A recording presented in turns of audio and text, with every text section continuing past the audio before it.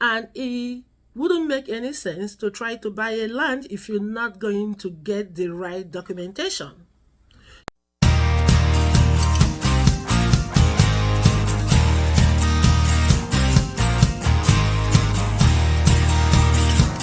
What's up, my beautiful people? How you all doing? Thank you so very much for returning to my channel and for subscribing. Appreciate you all.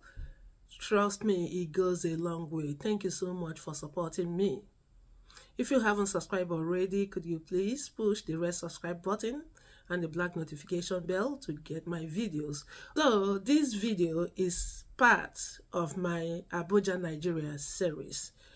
And this series is inspired by my own personal experience buying land in the city.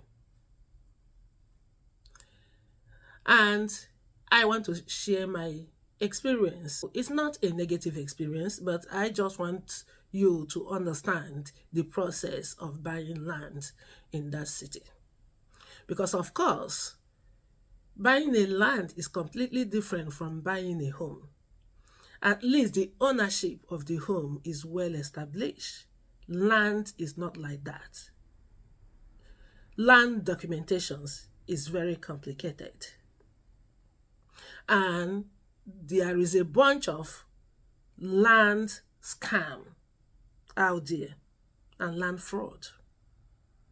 That is why that is important that people understand the process of the documentation, what to do, what to expect, and where to go. Let's get into it. In my previous videos, I discussed a little bit about Abuja FCTA geography. Abuja is within FCT, and FCT is called Federal Capital Territory. It's a location that is designated for the Federal Capital of Nigeria, the seat of Federal Government of Nigeria. It is located in the middle of Nigerian map. It is bordered by the 3 states. That is the Niger, the Nasarawa, and the Kogi state. It's quite a huge landmass. FCT has 6 area councils. You can also call it municipalities. And one of the area councils is called Abuja Municipal Area Council. And in short form, it's called AMAC, AMAC. And the city of Abuja is under this area council. And in my previous videos also, I talked about how the land regulation is structured within the municipality of Abuja. So certain lands are under the jurisdiction of FCTA. FCTA is called Federal Capital Territory Authority. It's a federal agency that is responsible for Abuja's development. And other areas are under Abuja Municipal Area Council, which is AMAC. So it depends on where you are buying the land. I don't want to mess with AMAC because there is a whole controversy and complications that has to do with AMAC land documentation, especially in the town of Lugbe, a town that is located on the airport road. I understand that there are a whole bunch of situations where one plot of land is sold to multiple people, and all of them seems to have the original documentation. At the end of the day, the buyer ends up in court to try to figure out who is the actual owner of the land. That is a mess. People can still buy lands within these areas that is under AMAC, but I will recommend that you buy it within the estate. Yes, because there are thousands of real estate development in Abuja. So just buy a land within the estate, because the corporations has really completed everything about the land process, and then they're going to give you the documentation. That is the safest thing to do when trying to buy a land under the jurisdiction of AMAC. But if you want to buy a standalone plot, it is a bit complicated for me.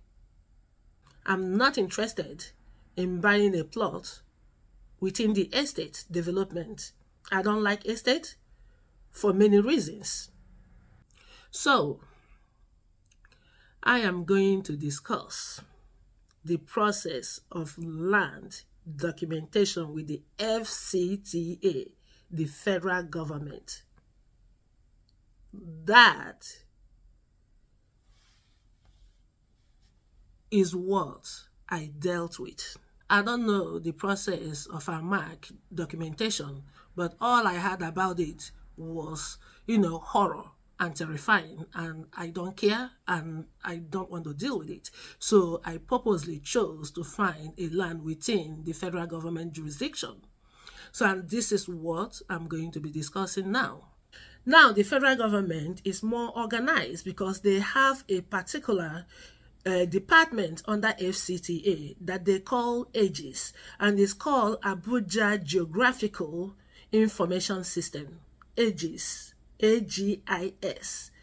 Okay, this particular department is responsible for land documentation. So they have a database of all the land within the jurisdiction of the federal government and who the federal government allocated the land in the first place. Most of the time, the documentations are not updated, but one thing for sure is that they have the name and the contact information of the person that the government allocated the land. So that being said, if you identify a land that you wanted to buy, the owner's agent is going to give you or show you 5 documents or 4 documents, as the case may be. They're not going to give you original documents. No one will hand you original documents of their land if you haven't paid for the land. First is the Federal Capital Territory Authority, ROO, which is right of occupancy. Then, most of the times, many sellers don't have certificate of occupancy because it's expensive. In Abuja, they calculate the payment of the certificate of occupancy by the square meter. For example, if your area or wherever you are buying the land in Abuja and the rate is 8,000 naira, naira is a Nigerian local currency, per square meter. So if the total plot that you are buying is 600 square meter, then you're going to multiply 8,000 naira times 600. So you end up, paying millions for certificate of occupancy. So that's why, like, most sellers don't have it, because they bought those land for investment. People can only pay for certificate of occupancy when they want to develop the land. So the third documentation will be the power of attorney. And the fourth is the deed of conveyance and the sales agreement, plus copy of, identification from the original owner of the land. And I want to let you know that these documentations can be built and manufactured. So don't even think for a minute that what is shoved on your face is valid. So that's why you have to do your search. Where do you do your search? It is called AGIS, Abuja Geographical Information System. The next step is that you and the seller's agent is going to go to AGIS. You remember the agency that I said that is responsible for the documentation. So the agent is going to come with the original right of occupancy because they will not work with the photocopy. To apply for the verification of documents, it comes in two different ways. Either way, you're going to pay 10,000 naira, non-refundable 10,000 naira. And then if you want them to give you a documented history of the land, they will require you to pay a ground rent. A ground rent is equivalent of property taxes. This is another of Nigerian government's senseless policy. How do they let off someone for years go without paying ground rent, and they want to put the bill on a prospective buyer? What if something went wrong and I end up not buying the land? Are they going to refund me my ground rent, which is, of course, a huge amount of money? Who does that? So that first option is not applied to anyone. So people do mostly the second option, which is for the agency to run that search and to tell you verbally what is the outcome of the search. And one of the things that they do is they run the RFO under that light, the light that they use to check, the currency to make sure that it's not counterfeit.